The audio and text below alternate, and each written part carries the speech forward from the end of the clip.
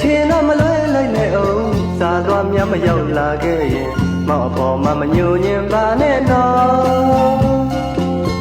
အကိုတို့စစ်သားဘဝဟာချစ်သူကိုလွမ်းဖို့ရာ